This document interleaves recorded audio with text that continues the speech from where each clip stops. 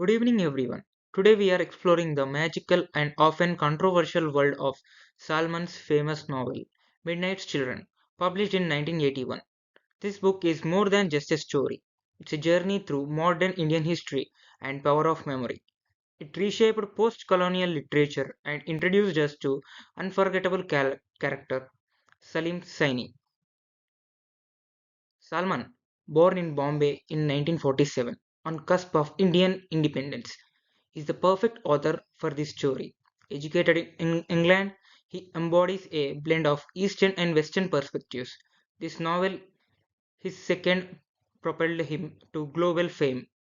Note these key themes: migration, post colonial identity, magical realism, and critique of political power.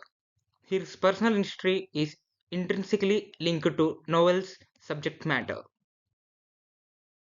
This novel is inseparable from its historical context. The partition of India and Pakistan in August 1947, this event coinciding with protagonist's birth, is the novel's fundamental engine. Salman uses the personal to illuminate the political, arguing that the chaotic birth of nation directly informed to the chaotic lives of its first generation of citizens. We must understand the trauma of partition to understand the novel's tone.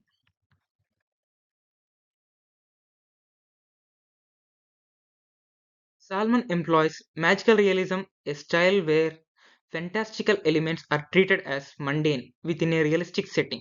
This is crucial. It's not just fantasy, it's a way to explore reality. The magical elements, like Salim's telepathy, are metaphors for historical or social truths.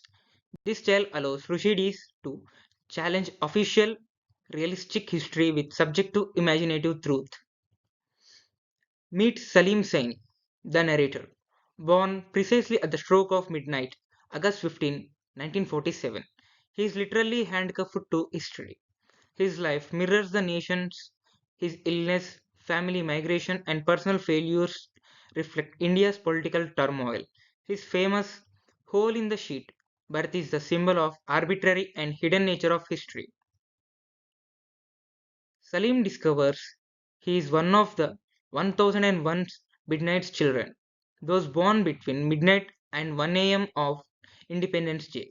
The closer to midnight, the more powerful their gifts. Salim's born first has telepathy, linking them all in Midnight Children's Conference. Their power represents the potential and diversity of the nation, tragically squandered by adulthood and history. The novel is framed by Salim telling his life story through Padma. His fragmented, subjective narration is unreliable. He admits to understand just one life. You have to swallow the world. This is key. The history we read is Salim's version. The pickling motif, Salim trying to preserve his memories, is a metaphor for novelistic attempt to preserve history before it vanishes.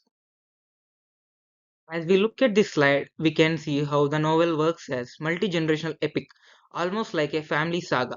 The mirrors the story of an entire nation. The story doesn't start with Salim, but with his grandfather, Adam Aziz, in the peaceful and beautiful landscape of Kashmir.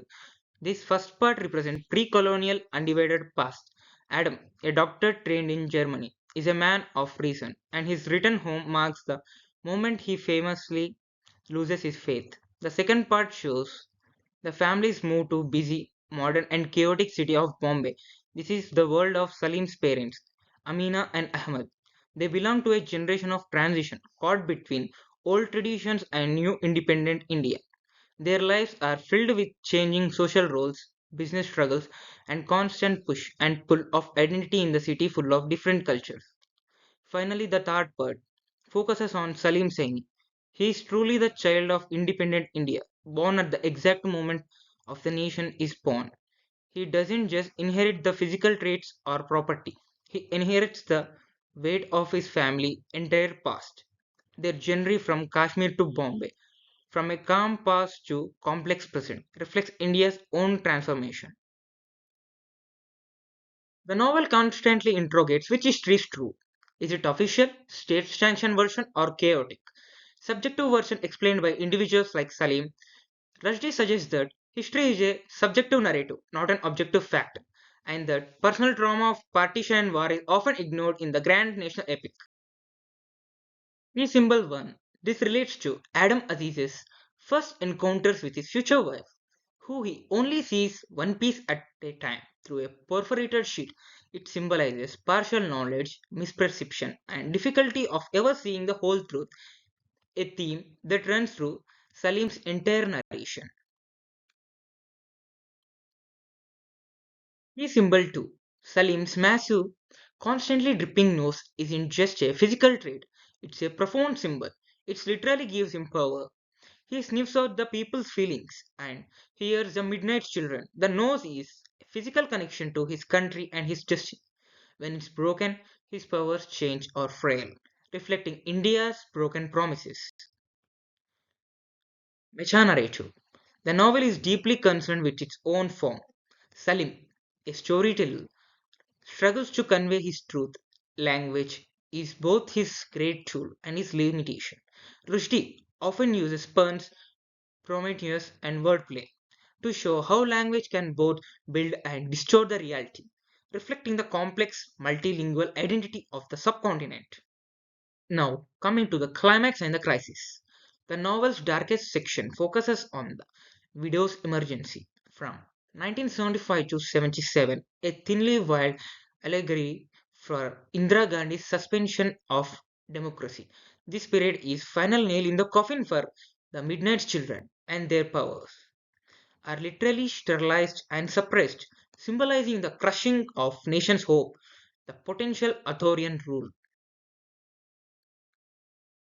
Novel ends not with a triumphant resolution, but a sense of decay.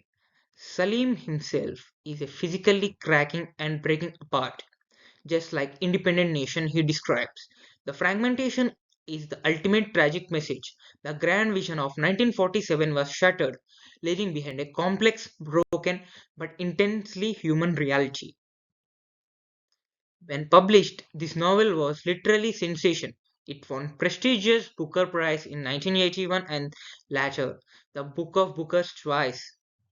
As better novel among the all previous winners, this cemented its place as the foundational text of post-colonial literature and major influence on subsequent writers like Arundhati Roy and Vikram Chandra. The novel's unsparing portrayal of political figures and historical events lead to controversy. Rushdie was sued by Indira Gandhi over portrayal of her son Sanjay Gandhi and the emergency chapter. This highlights a theme within the book itself, the power of the author to challenge the authority of the state. This brings us to the final slide and the novel's core, enduring question. After following Salim's journey from his magical birth through the hopeful Midnight Children's Conference to brutal sterilization during Widow's emergency and his final tragic fragmentation, we are left to wonder, can any one person truly tell the history of whole nation? Rushdie's answer seems to be complex no and yes. No one person cannot tell the single official history. The grand linear narrative is a fiction. But yes, one person must tell their own history.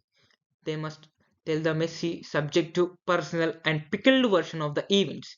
The novel argues the way the only to fight against amnesia of the official history is for every individual to tell their own story, to preserve their memories.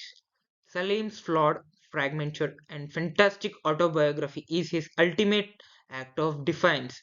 It's his proof he existed by extinction, that the nation's squared potential was real.